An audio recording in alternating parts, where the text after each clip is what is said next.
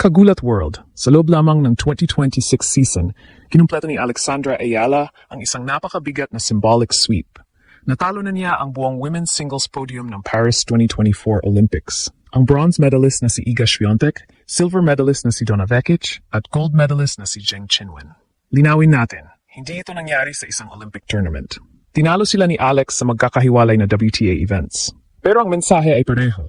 Kaya na niyang tumayo sa court laban sa mga atletang napatunayang pinakamalalakas sa pinakamalaking international stage. Hindi ito simpleng koleksyon ng lucky wins. Isa itong sukatan ng lumalawak niyang world-class ceiling. Unang bumagsak ang silver medalist. Sa Berlin, pinabagsak ni Alex Vekic 7-5, 6-4, matapos magligtas ng 12 sa 14 breakpoints at magpakawala ng 8 aces.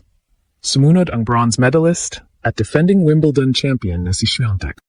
Sa pinakamalaking Grand Slam victory ng kanyang career, nanahig si Alex 7-6, 6-2 matapos salagin ang 2 set points sa isang 84-minute opening set battle. At ngayon ang gold medalist naman. Sa Washington, natalo si Alex sa first set at na-break pa sa second. 2 games na lamang sana si Zheng mula sa panalo. Ngunit biglang nagbago ang laban. Bumawi si Alex, nanalo ng 7 sunod na games at tinapos ang Olympic champion sa score na 4-6, 6-4, 6-1.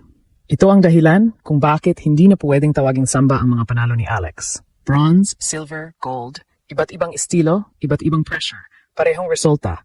Kapag nakahanap ng rhythm ang Pinay, kaya niyang wasakin ang hierarchy ng women's tennis. Ang Paris 2024 women's singles podium ay binuo ni Zheng Qinwen ng China bilang gold medalist, Donna Vekic ng Croatia bilang silver medalist, at Iga Swiatek ng Poland bilang bronze medalist. Ngayon, may isang 21-year-old Filipina na pwedeng magsabi, nakaharap ko silang lahat at natalo ko silang lahat. Simulan natin kay Donna Vekic, ang Olympic silver medal. Hindi ordinaryong opponent ang hinarap ni Alex sa Berlin noong June 17. Galing si Vekic sa championship sa Queens at dala niya ang confidence ng isang informed grass court player. Sa opening set, parehong may momentum swings. Naunang naka-break si Donna, bumawi si Alex at umabot sa puntong kailangang maging matapang sa pinakamahalagang rallies. Sa 5-all, gumamit si Alex ng drop shot at matalim na backhand down the line para guluhin ang Croatian. Doon lumabas ang malaking pagbabago sa laro ni Alex. Hindi lamang siya naghihintay ng error, siya mismo ang gumagawa ng opening. Sa second set, hindi na binitawan ni Alex ang control. Kahit nagkaroon ng medical interruption sa crowd, at kahit nagkaroon si Vekic ng 4 na pagkakataon para mag-level sa 5-all, hindi natinag ang Filipina. Iniligtas niya ang lahat ng 4 na breakpoints sa final game at isinara ang laban gamit ang 3 sunod na unreturned serves. Final score, 7-5, 6-4. Ang pinakamalaking numero, 12 sa 14 na breakpoints ang nailigtas ni Alex kasama ang 8 aces. At hindi iyon ang unang beses na natalo niya si Vekic. Tinalo rin niya ang Croatian sa Auckland sa hard court, 4-6, 6-4, 6-4. Ibig sabihin, hindi lamang matchup accident ang Berlin result.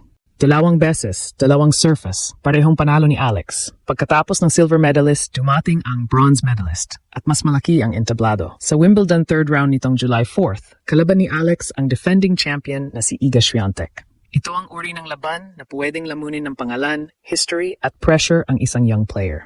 Ngunit sa halip na umurong, si Alex ang nagdikta ng maraming crucial exchanges. Ang opening set ay tumagal ng 84 minutes. Nagkaroon si Swiatek ng 2 set points, ngunit hindi nagpatalo si Alex sa pressure. Sa tiebreak, paulit-ulit na nagpalitan ng momentum, pero ang Filipina ang nanatiling mas matatag sa dulo. Nang makuha niya ang set, hindi siya nag-relax. Mas lalo niyang pinabilis ang atake sa second set, ginamit ang left-handed angles, maagang return position, at passing shots para ilabas si Iga sa comfort zone. Nanalo si Alex 7-6, 6-2. Gumawa siya ng 24 winners laban sa 21 unforced errors, kumpara sa 32 winners at 44 errors ni Swiatek. Nakapag-convert si Alex ng 5 sa 7 breakpoints at nakapagligtas ng 8 sa 11. 4 din ang kanyang aces, habang nanalo siya ng 55% ng second serve points. Malaking improvement sa bahagi ng laro na dati ay madaling targeting ng elite opponents. Mas mahalaga, hindi rin first-time miracle ang pagkatalo niya kay Iga. Tinalo na rin ni Alex si Swiatek sa Miami noong 2025, 6-2, 7-5. Kaya pagkatapos ng Wimbledon, umangat ang head-to-head ni Alex laban kay Iga sa 2-1.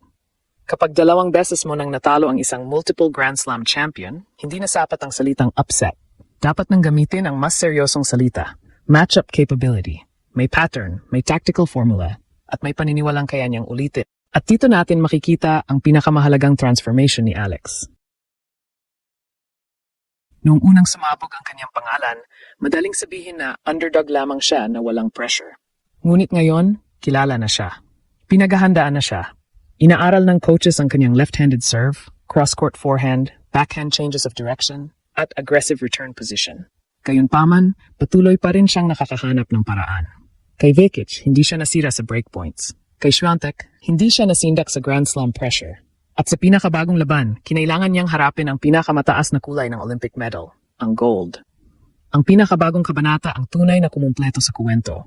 Ang Olympic gold medalist na si Zheng Qinwen sa Mubadala DC Open sa Washington nitong July 28. Mahirap ang simula para kay Alex. Nakuha ni Zheng ang first set 6-4 gamit ang malaking serve at agresibong first strike tennis. Sa second set, lalo pang lumalim ang problema. Sa 4-3, na-break ni Zheng si Alex at umabante sa 5-3. 2 games na lamang ang Chinese star mula sa pagtatapos ng laban. Sa puntong iyon, madaling isipin na tapos na. May first set advantage ang Olympic champion, hawak niya ang momentum, at napakalakas ng kanyang serve. Umabot siya sa 14 aces sa buong match. Pero dito lumabas ang bagong bersyon ni Alex. Sa halip na magpanic, pinasag niya agad pabalik si Zheng at ginawa pa iyon at love. Hindi yon simpleng break of serve. Iyon ang psychological turning point. Mula roon, nanalo si Alex ng 7 magkakasunod na games. Mula sa pagiging 2 games away sa elimination, bigla siyang umabante sa 4-0 sa deciding set. Ang player na kanina ay hinahabol ang score. Siya na ngayon ang nagdidikta ng tempo. Sinubukan ni Zheng na pigilan ang momentum sa pamamagitan ng isang break, pero mabilis ding sumagot si Alex. Hindi niya hinayang makabuo muli ng rhythm ang Olympic champion. Final score, 4-6, 6-4, 6-1 matapos ang 2 oras at 26 minutes. Sa kabuuan, nanalo si Alex ng 95 points laban sa 81 ni Zheng. Nakapag-convert siya ng 6 sa 8 breakpoints, samantalang 4 lamang sa 11 ang nakuha ng Chinese star. Kahit lamang si Zheng sa aces, mas mahusay si Alex sa paghawak ng pressure points at sa pag-atake sa second serve. Ito ang tunay na signature ng kanyang 2026 rise. Hindi lamang power, kundi problem solving. Kay Vekic, ipinakita niya ang clutch serving.